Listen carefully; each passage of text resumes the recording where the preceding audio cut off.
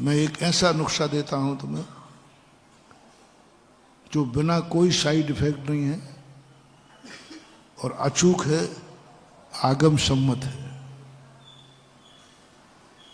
तुम कुछ नहीं करना, किसी से मत पूछना। जैसे तुम पूछते हो महाराज जी मेरा कभी व्यापार अच्छा चलेगा कि नहीं, मैं कहता हूं अच्छा किसका चलता है पहले उसका नाम बताओ।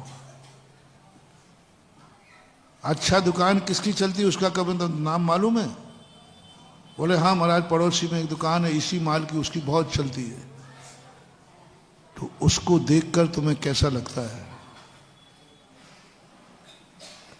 उसको देखकर तुम्हें कैसा लगता है? लो नुस्खा लेना। बहुत बुरा लगता है, ऐसे लगता है इसी मकान में आग लगा दूं। मैंने कहा जाओ, तुम्हारी दुकान जितनी चलती थी अब इससे कम और चलेगी, बंदी हो जाएगी, बोनी भी नहीं होगी। तो क्या करें?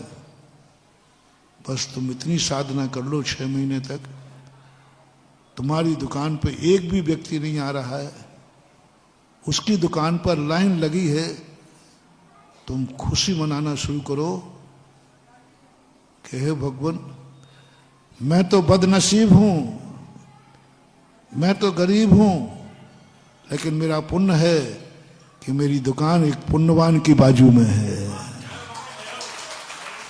इसने जरूर कोई पुण्य किया है, जरूर इसने कभी दान पुण्य किया है, आज उसका लाभ मिल रहा है। और तुम्हें ईर्ष्या ना हो जाए और खुशी का बात आ जाए कि यह है पुण्यात्मा, और अपनी निंदा का भाव आ जाए मैं हूं पापात्मा, मैंने कभी दान पुण्य नहीं किया, आज हमारे पास लक्ष्मी रूठ गई, हम दुकान खोले बैठे हैं फिर भी बोनी नहीं हो रही है। कारण पर विचार करो, क्यों लक्ष्मी रूठी है? जिस वस्तु का हम दुरुपयोग करेंगे वो बार बार हमारे पास आएगा या दूर भागेगा। तुमने जरूर पूर्व भाव में लक्ष्मी का दुरुपयोग किया है। सबसे खतरनाक है अपनी जिंदगी का बहुत सावधानी पूर्वक लक्ष्मी का दुरुपयोग किया तुमने। लक्ष्मी तुम्हें धर्मात्मा मान के आई थी और तुमने उसको जुए पे लगा दिया। लक्ष्मी तुम्हें धर्मात्मा मान के आई थी, तुमने शराब में बिता दिया। लक्ष्मी तुम्हें धर्मात्मा मान के आई थी, तुमने पापों में बहा दिया।